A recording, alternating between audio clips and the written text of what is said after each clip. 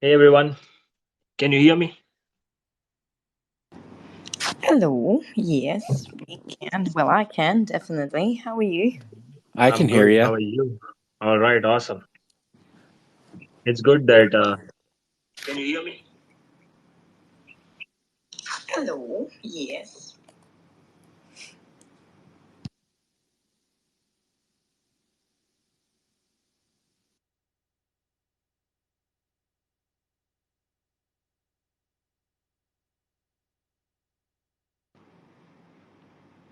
Okay, we should give a couple of minutes. I can see Priority Crypto is here. They just need to request to speak. And oh, yeah, there you go. Dan is on. Then we have Russell as well. Let's just give it a couple of minutes. Meanwhile, our host Sam dates.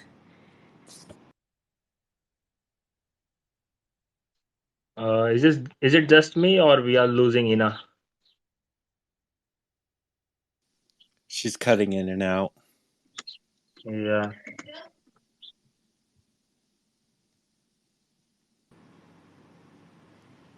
In Hey guys, can you hear me now? Yep. Yes, Yeah, I we can can hear you. now That's hear better. you. I hear if you stand on one leg and throw your phone up in the air, it can work better. Yeah, this was recommended by Elon Musk himself, so maybe you should try it. Right. Sam, if you've got any updates on Layer 1X at the moment whilst we're waiting, please go ahead. And Russell is here as well. Russell, please request to speak. We will kick off the spaces once Sam is done with updates. Okay? Yep. So, welcome everyone to another episode of XTalks. In this episode, we are going to discuss Web3 professional career recruitment and more interesting stuff from our speakers. Just a reminder, if you haven't joined our Discord yet, do it now. We have very interesting things going around. Our TGE is planned and we are going full throttle on the 2nd of April. Also, we have our own event called Liquidity Bootstrap Phase, where you can earn a decent APR on your stablecoins as well as your blue chips. So if you are someone who's interested in that, make sure you check it out. Passing over to you, Cody and Ina. Wonderful. Thank you, Sam. This is amazing. All right. Well, so I'll run a quick introduction. Welcome to yet another episode of X Talks. Today is certainly a little bit different. I personally think this topic is extremely important to address. I also think it's one of the most complicated and fundamental discussions that we could have here online. You know, it's very controversial. A lot of people are seeking jobs. A lot of people are talented, dedicated, but yet they're running into certain issues. And it is hard sometimes to find a perfect employment opportunity. So I'm very happy that today we have brilliant speakers on the panel. I don't know them all. To be honest with you. So, however, we will let them introduce themselves and we will kick off a beautiful chat and great conversation, debate, discussion, whatever you see it, whatever way you see it go. So, without further ado, I would like to pass the mic on to Russell and let him introduce the project he works for and himself. Yeah, thanks for that. Great to be here. So I'm actually CEO of Tectum, and a few of you probably know what we're doing at Tectum and what we're doing with the SoftNote product, which is a scaling solution for Bitcoin. We've also got Trevor on the call, who's COO from Tectum. But what we're looking to introduce on this space is the project called Jobs3.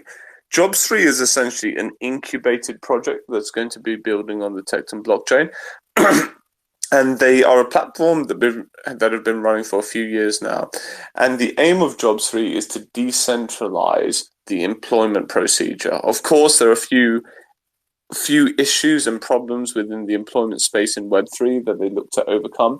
But they're a project that we're incubating. So on this call, we've got Louis, who's the founder of Jobs3. We've also got Adam on the call as well, who's in the Jobs3 team. But just to give you a brief overview, we say that there as being three main problems within the employment market space. And I'm referring to the general employment market space, not just Web3.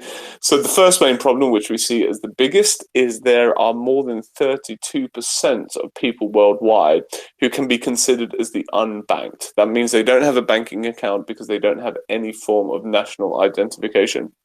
This means then that regardless of how skilled they are, they can't be employed on a global basis. So, for example, if you have a web designer in India and they don't have a birth certificate, thus they don't have national identification, therefore they don't have a bank account, they can't get a job online in an overseas location or even if in a local location unless the local location is going to pay them in physical cash.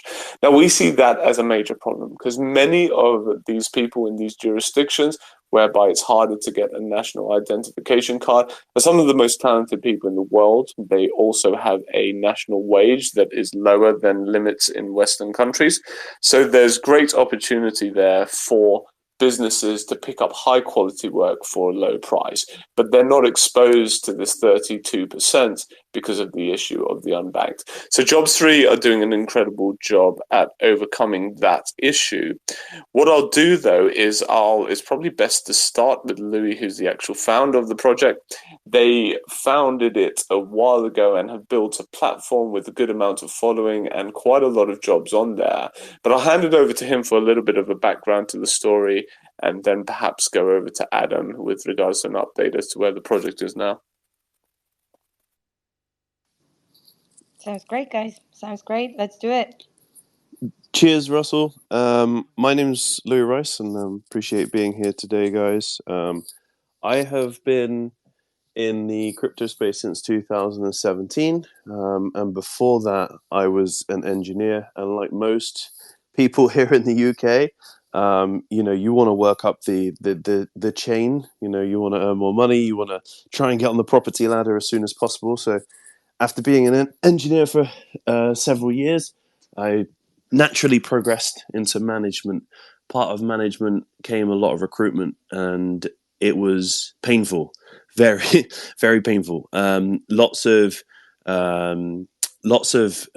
interviews, lots of job specs, lots of people wasting your time, lots of recruitment agencies that charge really high fees and then not deliver on the quality candidates.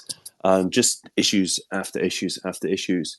And it was really painful. And I've used probably every jobs platform under the sun available here in the UK.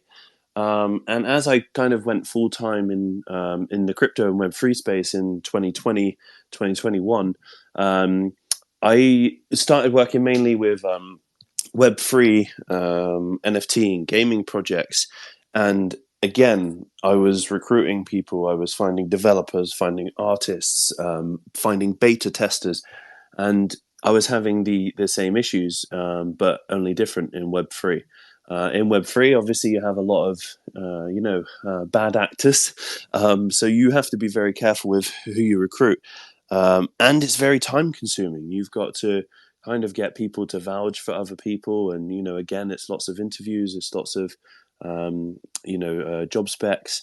And then all the jobs boards were, not very, at the time, when we put Jobs3 together, there wasn't very many jobs boards that were specifically for crypto projects that took crypto payments as well.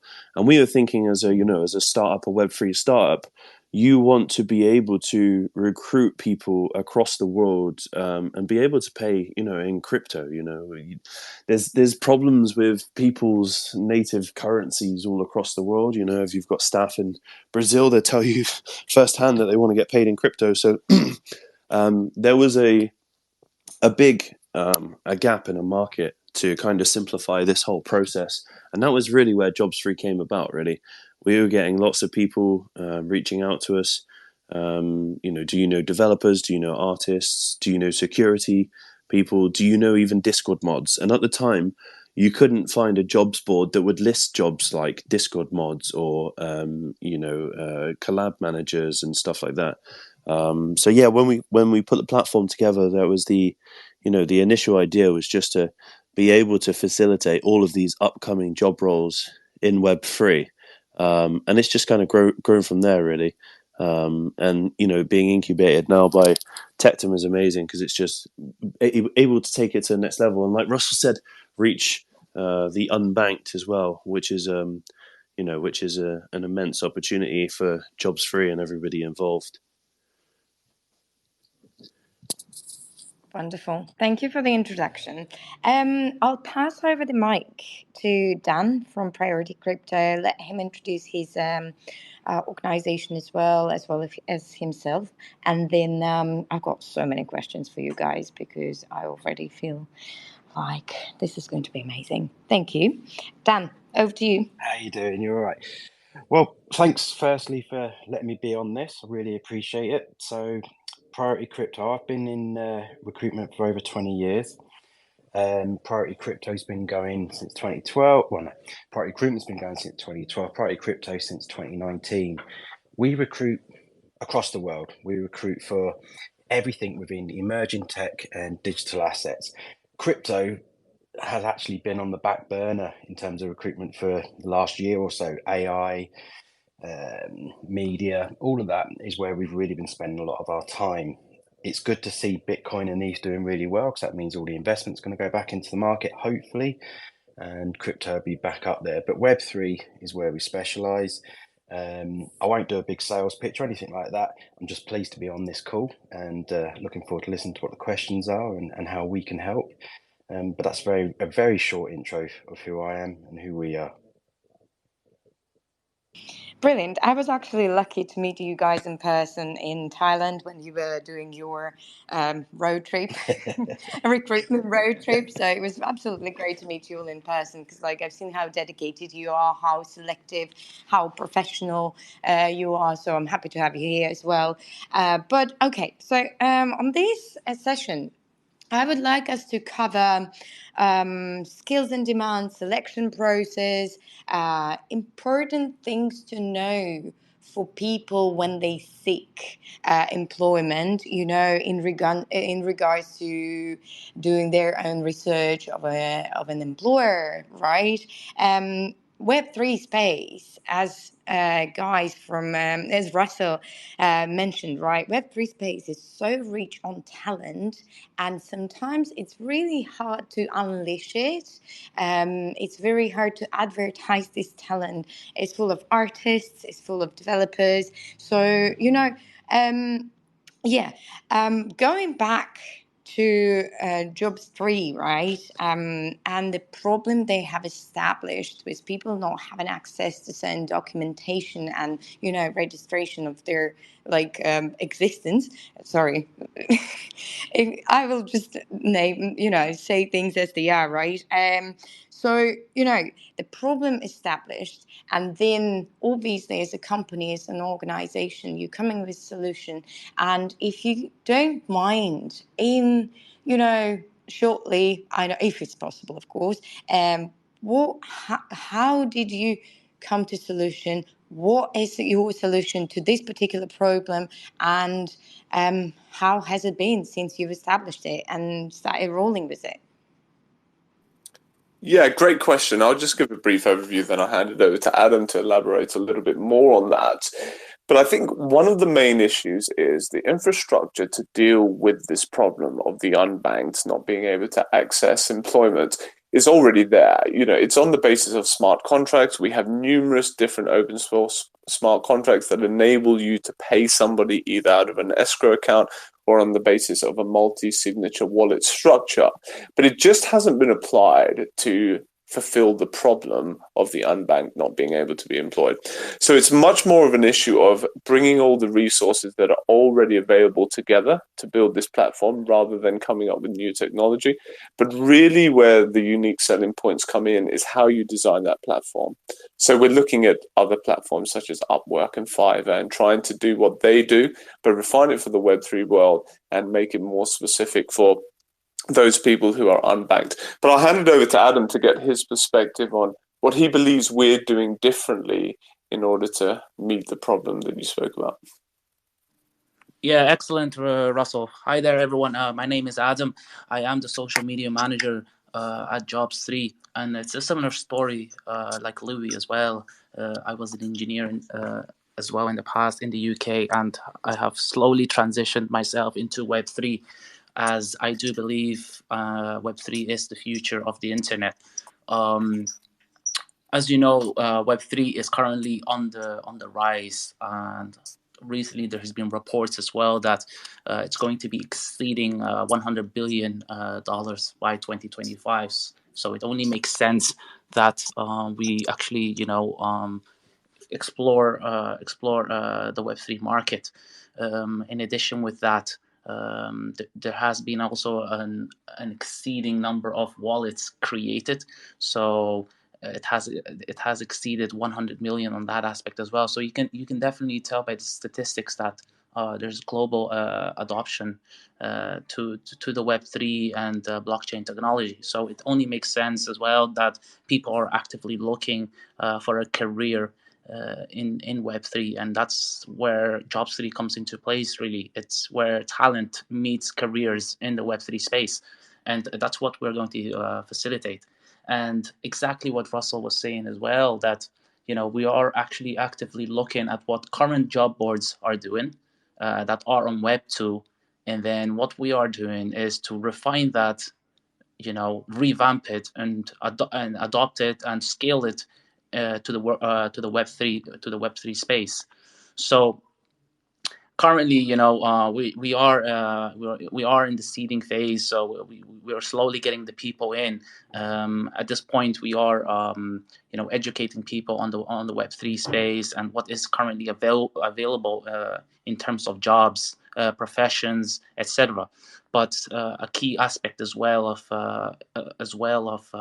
in the Web3 space is connections and building connections. And that's where my role comes into place, where I am actively building connections, and it is between bridging the gap between employees, job seekers, and the employers. That means any trends, any active trends that is currently implemented and is looked for by the employers is actively demonstrated in webinars, AMAs, and workshops where professionals within the Web3 space can come in, and we would host that on social media, where job seekers would come and actually find and get insights on industry practices within Web3. On top of that, you have to make sure as well that you foster engagement. That means, engaging content and discussions with each other, and just build a vibrant community around Jobs3. And that's exactly what we're doing at Jobs3, is making a space for the unbanked people that don't have a bank account. They are, it's all about social inclusion, and there's parts of the world that getting a bank account is quite difficult, and our goal here and our vision at Jobs3 is to make that possible even for the people that don't have a bank, and we're going to actively work towards that and implement something beautiful. This is absolutely amazing. I'm so happy that you guys stepped in on this panel, simply because it's a beautiful cause that you've touched. And I frankly don't know if you guys got access to my notes or you're reading my mind, because one of my questions was in regards to moving from Web 2 to Web 3 recruitment, and how was the process and transition in this regards. But you kind of covered it, and if Dan has anything to say here in regards to that transition from Web 2 to Web 3, and how were you guys able to facilitate it, that would be amazing. Also, a side note, you've mentioned webinars, you've mentioned certain platforms for people to tap into. Please feel free to drop your links in the comment section, right? So whoever is listening or will be listening will be able to have a look at it later on and possibly find something. So Dan, over to you. Transition Web 2 to Web 3. Let's go. The only thing I'd add to what's already been said there is the use of community. We've had to use candidate sourcing through communities a lot more than we ever did before. Networking's always been a big part of recruitment. In my 20 plus years of recruitment, it's always been about who you know, who can connect you to someone, referrals, things like that. But Web3 is all about community. It's all about these communities globally to evolve the tech, to move projects forward, to open source, all of that. But it's also about sharing. It's still such a young industry that everyone still wants everyone else to do really well. Everyone wants to be involved. We want to help each other. And it's exactly that. Just this morning, even you shared a candidate with me this morning. You said, reach out to this guy. He's really good. I think you could help him. That's what this whole Web3 world is about. It's about helping each other, and it's about helping everyone get into this tech while it's still early doors. You know, this is still, even though it's been going a few years, we're still so early in what's happening. So that's all I would add. That's all right. Absolutely. I actually, do you know what? I so agree with this in terms of like, do you know, old school approach, very often we run into issues of like getting a very good role at a very good company. You have to know someone, right? I know someone who knows someone, so I've got the job. I truly believe that Web3 jobs, right, shouldn't be anything like that. It's about community, it's about connection, but in a global terms of it, you know, you build a community, you share with other peers, or with friends, with family, and so on and so on. But there is nothing, I believe, right, that there shouldn't be anything about like corruption or, you know, like, oh, this person got hired for this position just because they know someone, you know. And I think building that sort of like purity of selection and accessibility for individuals with like pure talent, with specific skills, is an outstanding foundation for this business, you know. Also, guys, we actually got. Oh yeah, go on then. I can see you raised your hand. Go ahead, please. Sorry, I was just going to say as well, one of the like, I guess, you know, in future we've got plans to kind of define it a bit more so that it's a bit easier set up and easier for people to navigate and stuff. But one of the, you know, the focuses that we really want is around internships as well. There's a lot of people trying to get into the Web3 space, and internships is the perfect way to do it. And it also supports founders for startups, early founders as well.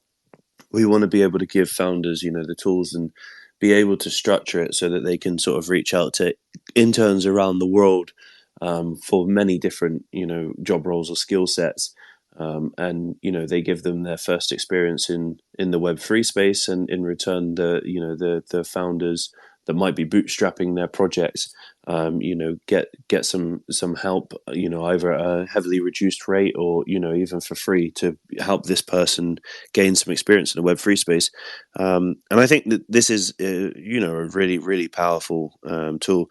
The Web3 space, like, you know, that everyone keeps mentioning, and you know, you get the bull and the bear. During the bear market, people tend to rescind job offers and let people go and stuff. We've seen lots of layoffs with exchanges and, you know, OpenSea and like loads of NFT marketplaces and stuff like that during the last bear market. But during the bull market, it's everybody, you know, wants to get involved. So I think internships are a really, really solid opportunity to get through. So that's you know, one thing that I think Jobs3 will be doing, you know, in terms of adding more value than the competitors on the market, I would say. I totally agree. Yeah, if I So, could just ask yes, go Louis for it. one question in relation to your last point. So you raise the issue of not wanting Web3 to get to a place whereby somebody gets a job because they're known, they're trusted or connected to somebody.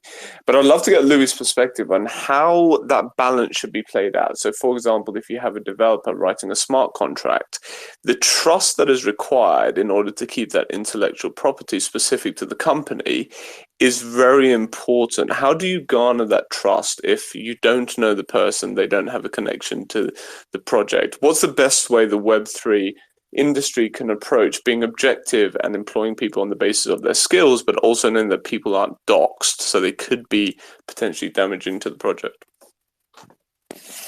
Yeah, good question. I would say definitely anything smart contract related. I would not suggest anybody kind of hire someone that wasn't doxed. Personally, I would definitely say you'd want to reach out to someone that has a reputation.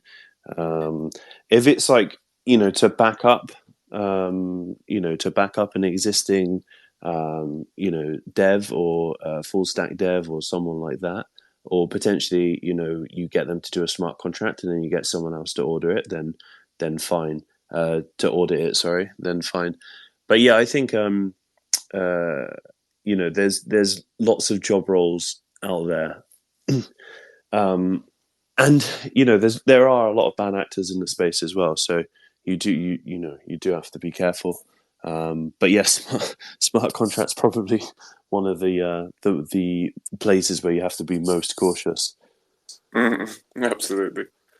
We agree with you. We're in the same space, and of course, we're going through the motions of like hiring and firing like any other organization, as well as like we had our recruitment firm that helped us tremendously, to find certain individuals, and we were lucky because research had been done for us, and our job was to basically introduce non-disclosure agreements and make sure that it is all somehow regulated.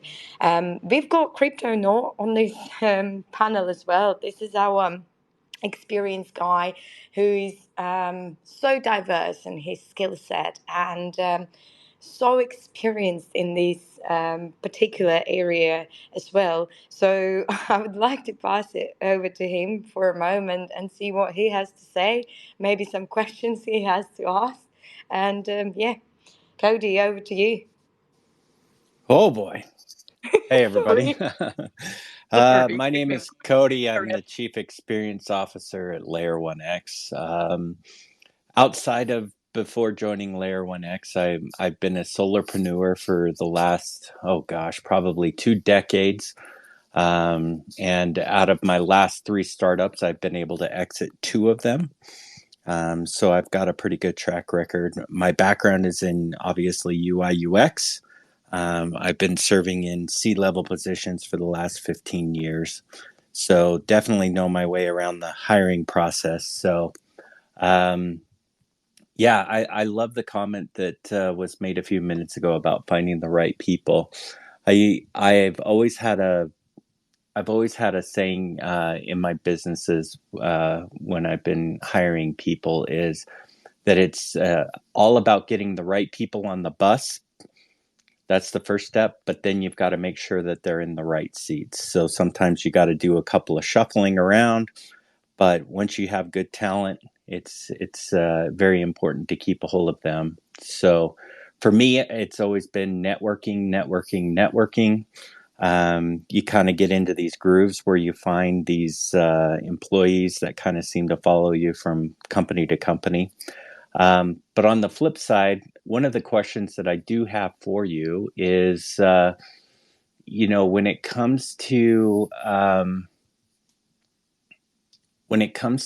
making that transition from, we'll just call it Web 2 to Web 3, there's a plethora of different skill sets that can be utilized, and I think that a lot of people don't realize that their skills can translate over into Web3. I mean, I look at how I got involved in Web3 with a UI UX background, being in crypto since 2017, we all know that the user experience is not there, and so it's been a welcoming kind of experience for me to kind of come in. But what kind of advice would you give people that are kind of on the fence or unsure about if their skill sets will come over? What kind of advice, what kind of research, what kind of tips, tricks, what do you have up your sleeve that you would give to these people to kind of get started in making that transition?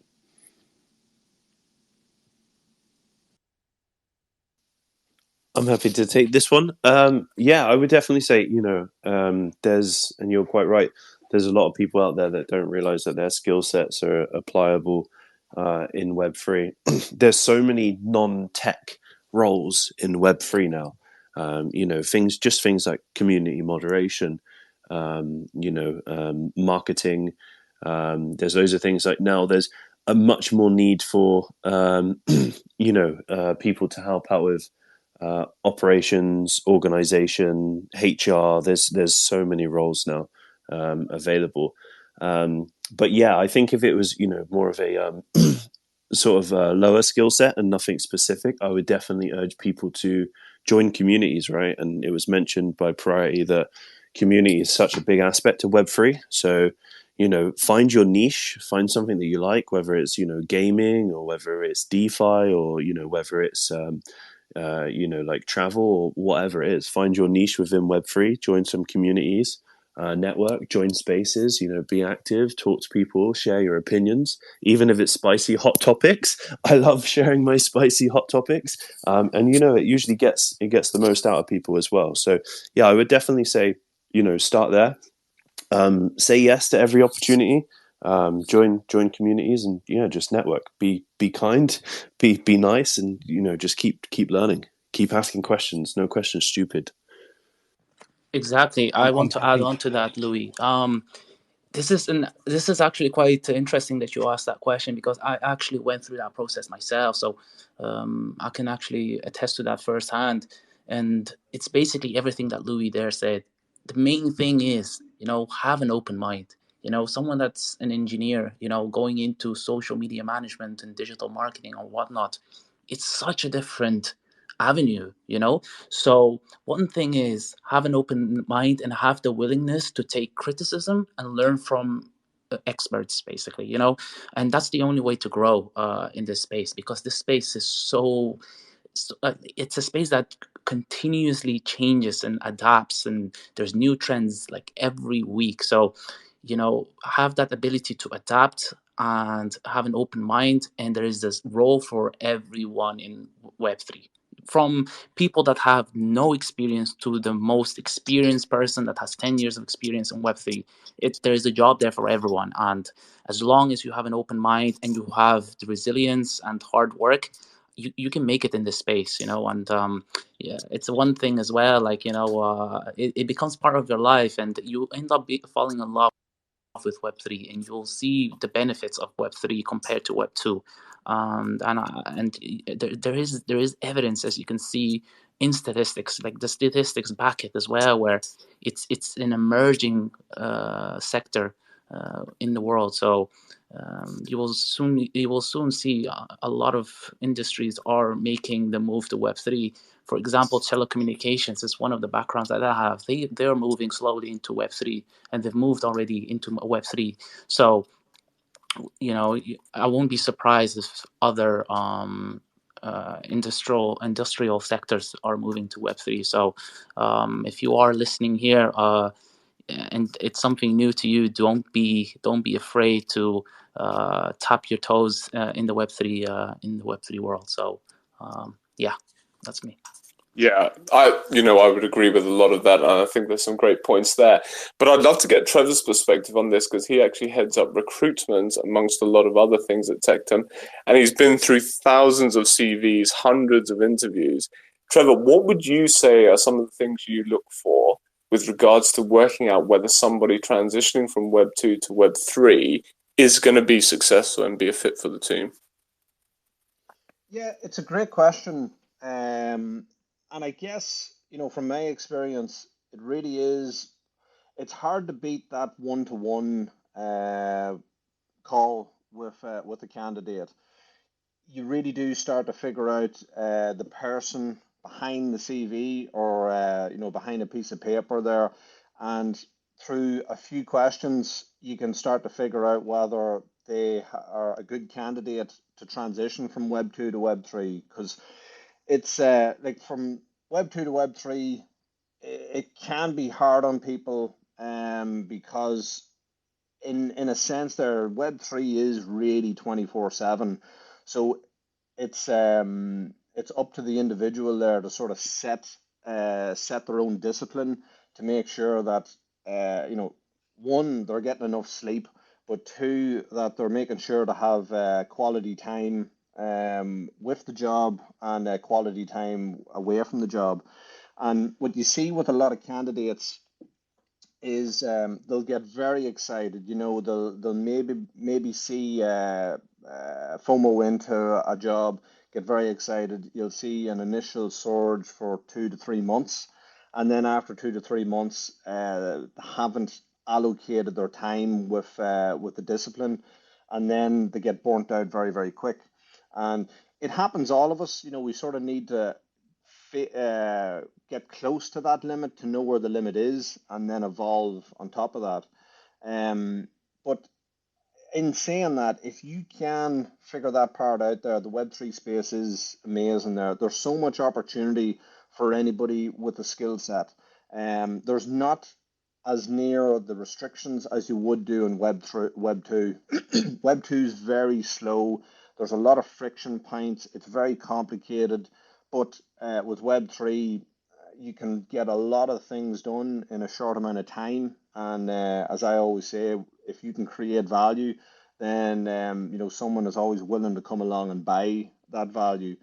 And when it comes to the recruitment side in Web3, I think once you get the architecture embedded in and have blockchain technology as the backbone to the recruiting, and then going in deeper, going into where you would have a DAO protocol of some description, some shape or form, in order to keep an eye on how things are going on.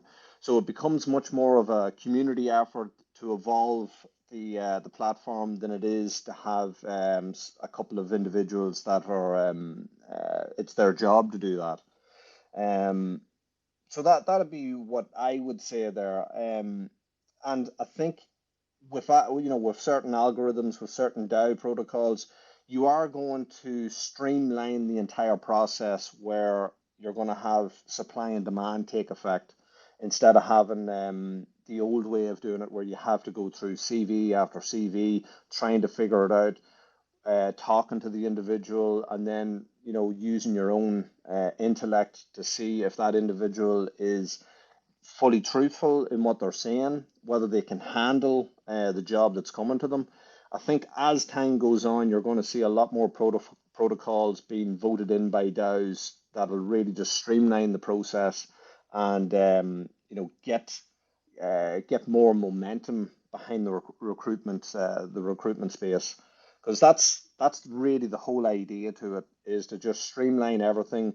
And if someone wants to get a job in Web3, it should be a matter of days if you're eager, instead of weeks in the old traditional way where you'd have to go through all the hoops and whatnot. So that's kind of how I envision it moving forward, if that makes sense.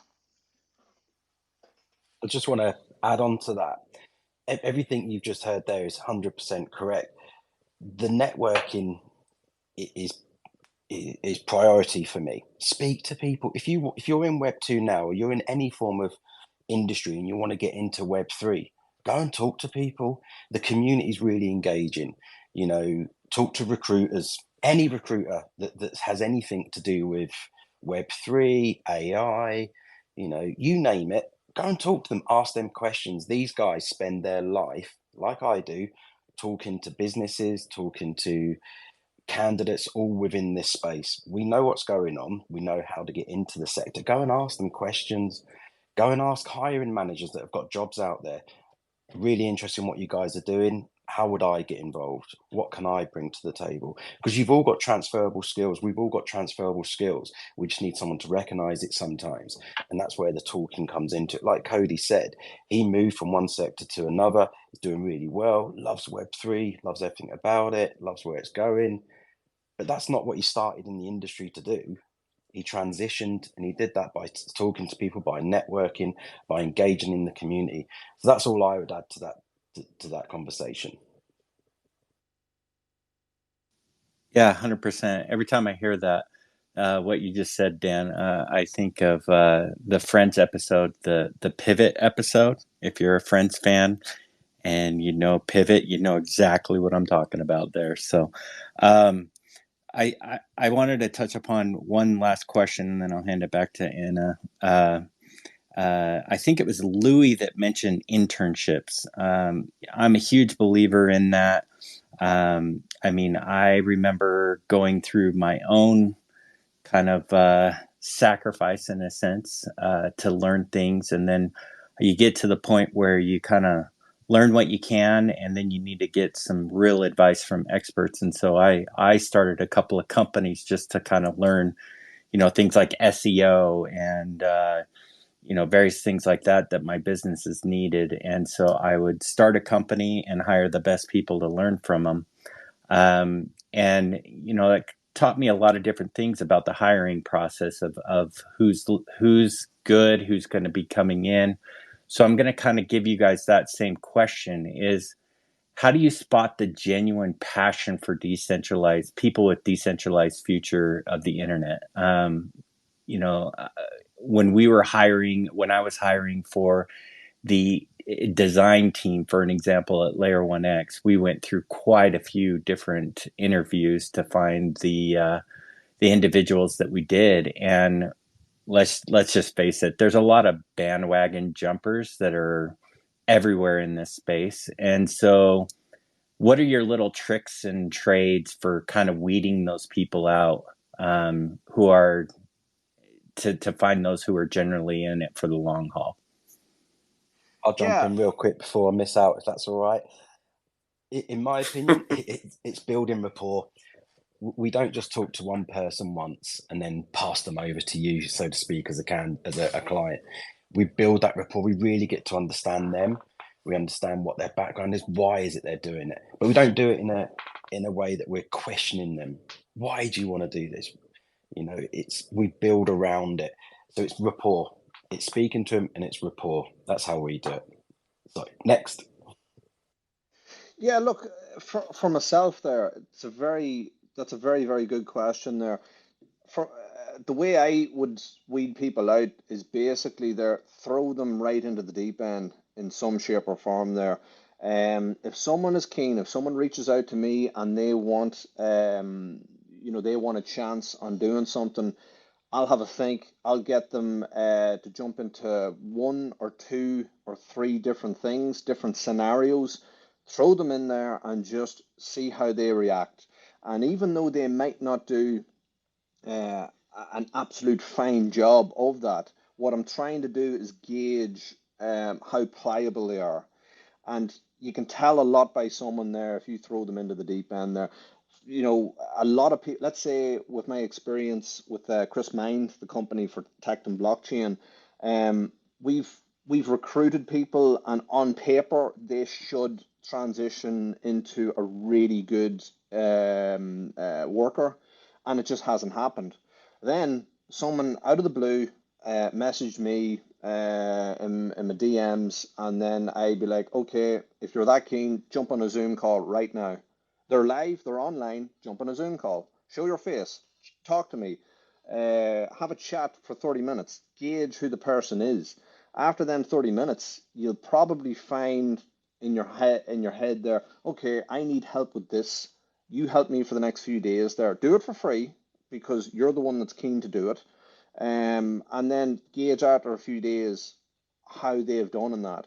And we've actually seen, well, myself, I've personally seen a lot of people rise through the ranks very quickly because of that kind of scenario. You'd throw them in the deep end, and you'd figure out their attributes that they can help, and as well as knowing their disadvantages, and then working around them. And then eventually you can fit them in and build a team around you. And it's amazing how that works very, very well. And that would be my way of weeding out any the good from the bad, and especially the pretenders, because traditionally in Web 2, with a traditional type job, it's very easy to make a CV look very good. And then sometimes it's even easier to woo someone in a Zoom call and have no substance behind it, and then get the job, and then give them an allocated month or two to get settled in, and then after 3 months realize this is a mistake, and then spend another 2 months trying to figure out how to sack them or get rid of them there, because they just don't fit in with the team. With the Web3 space, it's very much someone is keen to work, give them work, let them do it for free, judge what they're good and what they're bad at, and then just build their level of armor on top of that. So that's how I would weed out the good from the bad. Yeah, look, from my perspective, Lou, I know you've got your hand up. I'll shoot straight over to you after this. From our perspective, I think the first question to ask is, do they really need to be DeFi maxis? And the reason I say that is everybody wants to run a successful project. So if your designer doesn't care about DeFi, but they're an incredible designer and they want to be in the space, we tend towards being willing to employ those types of people. But I do agree, you don't want your decision makers and your strategists not actually caring about the ethics of the industry. So what I like to do is to ask them one simple question, which is, if the regulators attempted to prosecute us as a company, how would you respond? And very often somebody will say, well, look, that's something I want to avoid. But you found someone really committed to the DeFi movement when they say, well, I'd do everything I could to continue the project because I really think the world needs decentralization. So that question for me really pulls out those who are committed to the ethic behind decentralization, and then those who are just interested in being in the industry. But Louis, what's your perspective? Yeah, I was just going to say is really interesting how, from sector to sector, it might be a bit different. Like, obviously, we do a lot of recruitment at the gaming studio that I work for. And we love, realistically, we love to onboard Web 2 employees to Web 3, just because they come with, especially around like game design and, like all of the artwork and creating assets and stuff like that.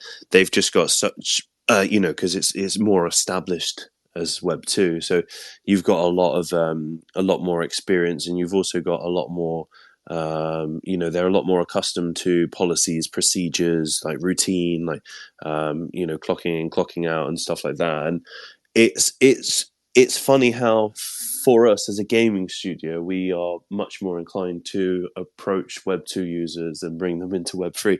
Whereas, like, for the DeFi side of things, you want people that are very crypto savvy and stuff. So, no, I just thought it was really, really interesting. Thank you, guys.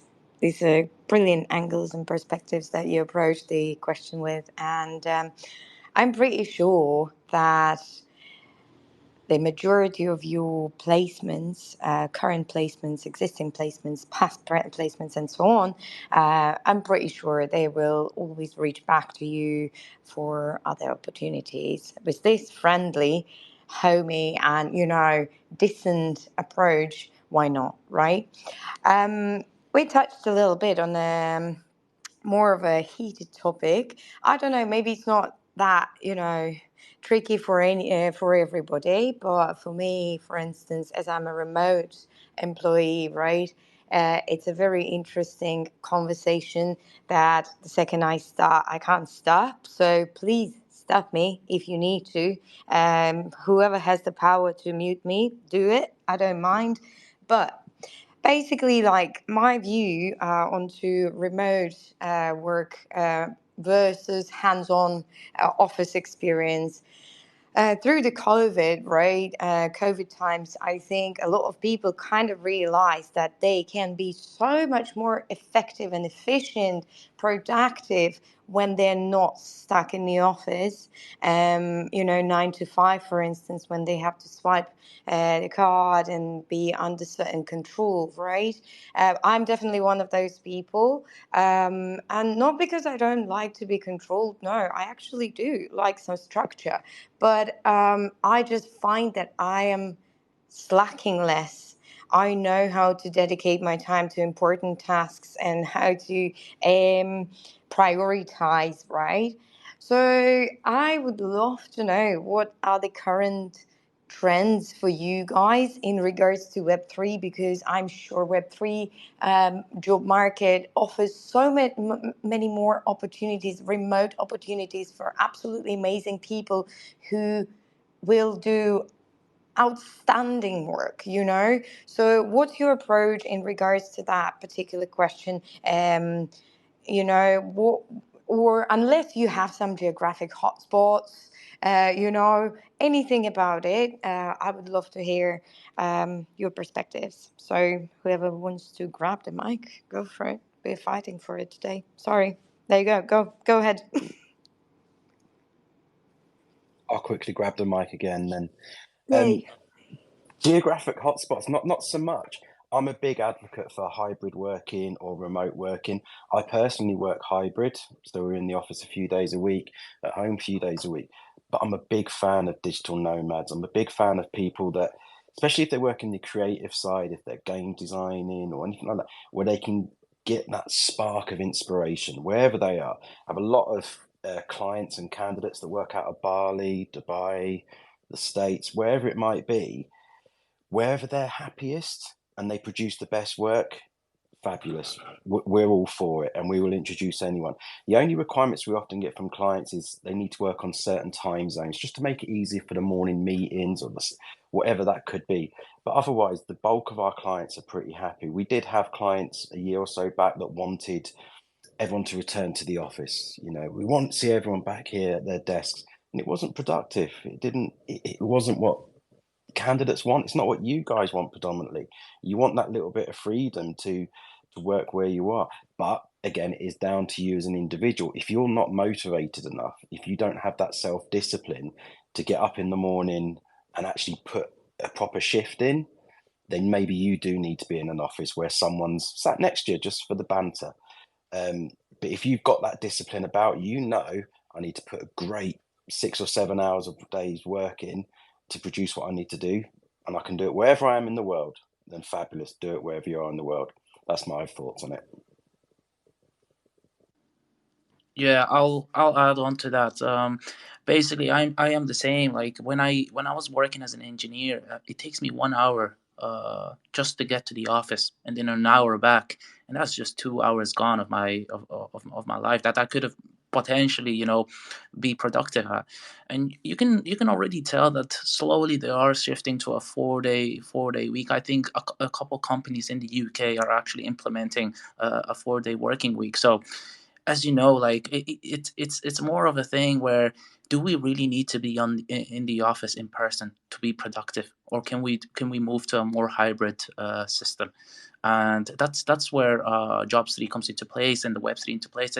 It's more of a work-life balance where you still have to be 24/7 tapped into the space, but essentially, it's in the comfort of your own time zones, your own workspace at home, while still working online.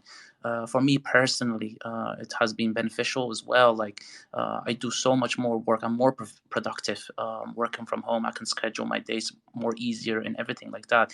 And being in the office, in terms of getting the answer from someone that's next to me, it might be quicker, but at the same time, it's not really streamlined. I can't really plan my days efficiently in a way where if I'm working from home, I know I'm waking up at 7 a.m. I can constructively plan my day. 7 a.m. I'm doing my meetings or plan my day for 30 minutes to 45 minutes. I go into meetings, recap of what happened in the previous days, what I can do to improve the day or improve my work ethics, connect with certain people in the team, and it's just it's much more easier, as I would say, and more efficient to be working remote. And similarly, like you can work anywhere in the world as well. Like, you're not limited to a certain place. That's the thing about Web3. It has no boundaries in terms of geographical boundaries. You can work anywhere as long as you have a stable internet connection, and that's what it is. And that's the flexibility within Web3. Brilliant. Forever grateful for Web3 space, granting these chances, to wider circle of people, which means obviously opportunities. And like, I greatly appreciate this opportunity at the moment. But I have to also say, when sometimes I talk to my friends and they're like, oh, you're so lucky to be remote. And I'm like, guys, you think I'm drinking coconuts on the beach all day, but no, it's nothing like that. I also struck to my day, I made my house a little office. So yeah, like, it has its downfalls, and it's nothing like people imagine. However, I also feel it gives a great freedom of a mindset, and just greater potential. But that's me personally, right? So my next question would kind of be a follow-up for this one, but I would like to more tap into uh, uh, the challenges that you face when you select the candidates for all the positions you have listed, advertised, because it's a huge responsibility. You're pushing individuals towards like established employers who trusted you with the selection of a candidate. So you've got quite a heavy lifting to take, right? So what are the challenges you guys are facing? How do you deal with it, with all of this? And yeah, what's your take on it?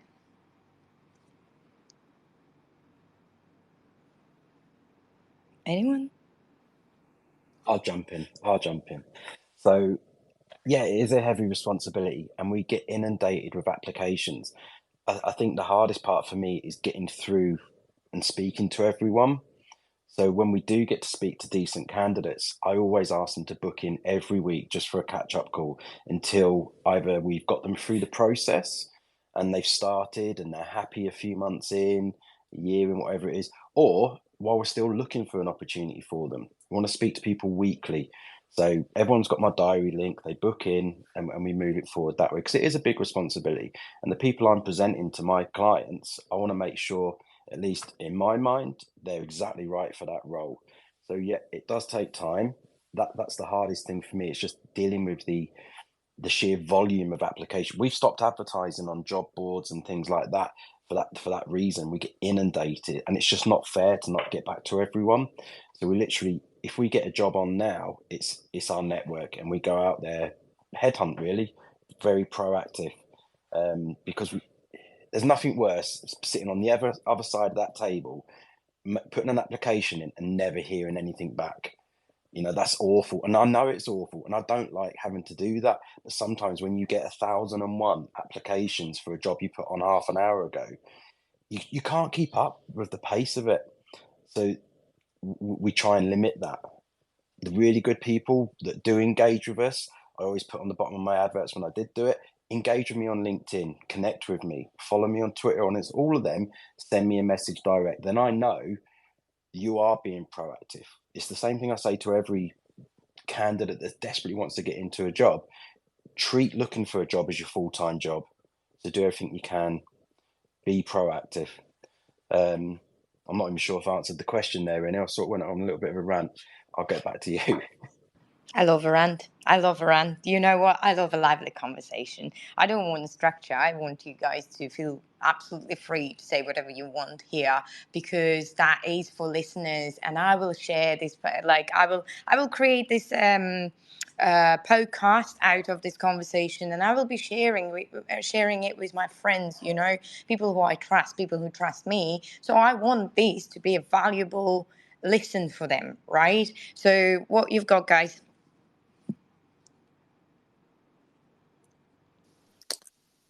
Yeah, I mean, to go back to that question, very interesting question. One thing we found, and I can definitely say this from my own perspective, is some of the best, most talented people in Web3 really didn't do that well in their Web2 career. And predominantly for this reason, definitely I can say this of the C-level at Tectum and those that have been most influential to building the project. They all either formally or informally definitely have a form of ADHD, i.e. they're very high energy, they think quickly, and they can make decisions off the cuff.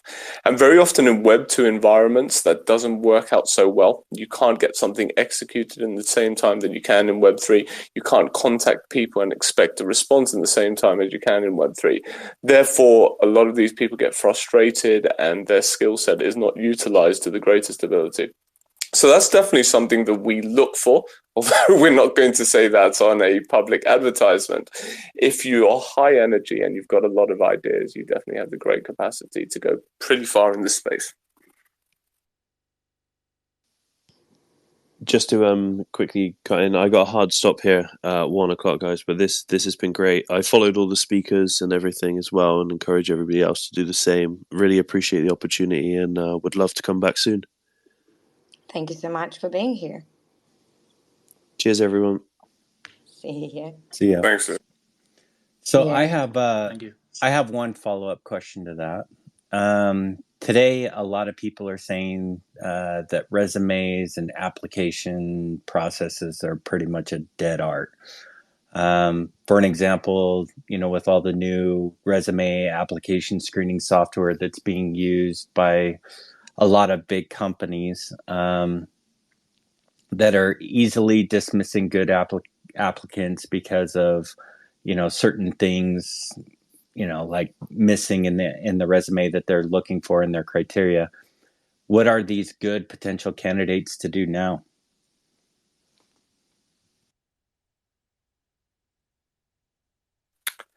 Yeah, from my perspective, in answer to that, it's pretty much an amalgamation of what everybody's been referring to on this call, staying active.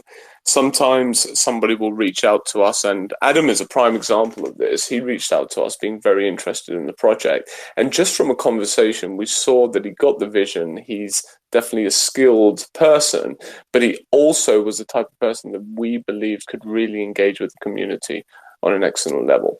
So just because your CV is rejected or you don't make the first cut with regards to the application process, I think being active in the space, we've all seen how influencer profiles on Twitter have gone from 1,000 followers to 200,000 followers in the space of just a few months because they've voiced their perspective.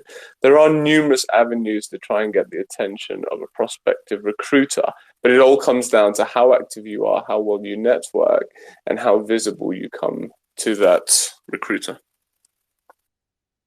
Yeah, exactly. Just following up on that, I went through that process not so long ago, actually. And it was basically the way I approached it really was I've put down what I have completed, in the past, what my achievements were in the past, right? And then apply it to this is what I can bring to the table for your company, in a way where it's something that maybe that is missing in that company or something that it maybe you want to improve or revamp in that company. That's what you want to do. Show the recruiter that I can improve XYZ here, and the result of this is XYZ. And if you put that, and if you present that actually in that way, and you have a high chance of them actually interviewing you. So I would say getting out there and have a good proposal in a way and a good CV showing your skills and how you can improve the company or how the recruiter could actually benefit off you. That is the first step. Then when you go into the interview, showcase your skills and know what you're actually talking about. So when I went into the interview, it's basically it's a simple question. What can you do for us? And why do you want to make the transition to Web3? And that's the way that Trevor actually was talking about earlier as well, is how to weed out these people. Is if the person does not believe in decentralization or doesn't believe in Web3 and it's just and it's just looking for like a quick money grab or anything like that, just a quick job or a side thing, it's going to be clear that that person is not serious, you know. And it comes to the aspect of myself, you know, I have literally, you know, moved from Web 2 all the way to Web 3. So I am a true believer in Web 3, and that's what it comes down to. It really, it's, you know, like if as long as you believe in it, and you think you can make a change, you know, to the organization, and they can see the value in you. I think you've basically done at least 70% of getting hired. Dan? I was just going to say, I'll just echo what everyone else has said there, but engage with that recruiter. You know, follow them on LinkedIn, follow them on Telegram, join their Discord group, follow them on Twitter, do all of that, drop them a message. If a candidate comes to me and he's messaged me on LinkedIn, he's applied to the ad, he's sent me a message on Twitter, you know, all the rest of it, I know this person is keen, that they're genuine, they're not working in a dev shop. You know, there's all those elements that come into play when someone's actually being proactive. You know, not only does this person want a job, they want the job that they're applying to, they're keen. That's what's important for me. Brilliant. Thank you, guys. I'm quite conscious of the time, of course, and I don't want to keep you guys up until too late. Well, I mean, it's late here where we are anyway, but I will move towards our closing statements. But before that, I'd like to personally say that, like, a little message to all the community managers, to all the project managers, designers, and artists and developers, of course, all the guys behind the screens. You are so valuable, and like sometimes it's not very well communicated and, you know, translated, because again it's a very specific space, and it's just, it is what it is. However, the job done is valued, and it is very incredible. So yeah, also I'd like to give you all guys like some time to perhaps elevate your projects, elevate your organizations, your businesses, and perhaps if you would like to advertise a couple of positions that you have ongoing, invite people to some of the events you're hosting, invite people to your social media platforms. Please do that, because again, we are here to unite. We're not here to compete. We want people to get to know you. We want more people to have the chance and opportunity to get really good jobs. And I know that Jobs3 as well as Priority Crypto are amazing platforms to get in touch with and get onto it. So whoever wants to step into it first, please go for it.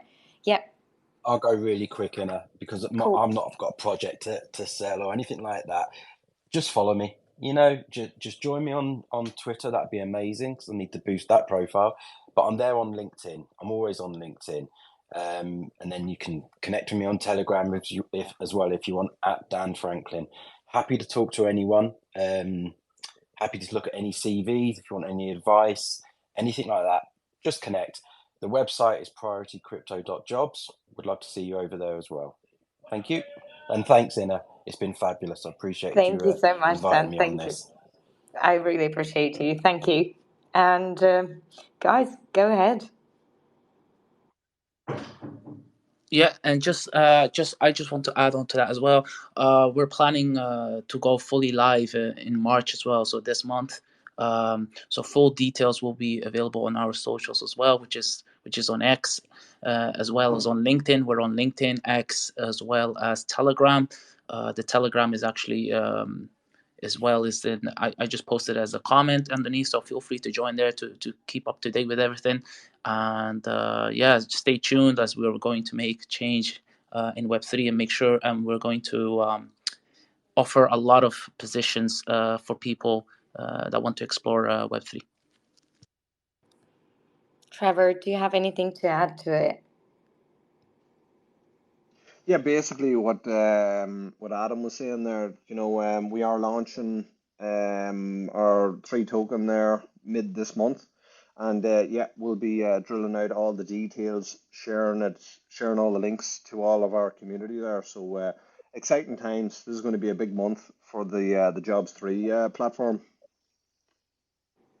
Beautiful. I'm really excited to have you on board, and I'm very, very excited that you've covered the area that hasn't been covered necessarily yet. So yeah, thank you for that. Thank you all for your time and for the efforts you are putting into this recruitment process and making it inclusive for everyone and clean and decent. This is all I personally appreciate, and I'm really happy that I've been able to have a really good chat with you. Also, like, always feel free to reach out to me, to Layer 1X, to Cody, with any help you potentially could require. So yeah, thank you very much, everyone, for your time, and yeah, until we meet again. Thank you. Thanks, everyone. Bye bye. Thanks very much. See ya. See you guys. Bye bye.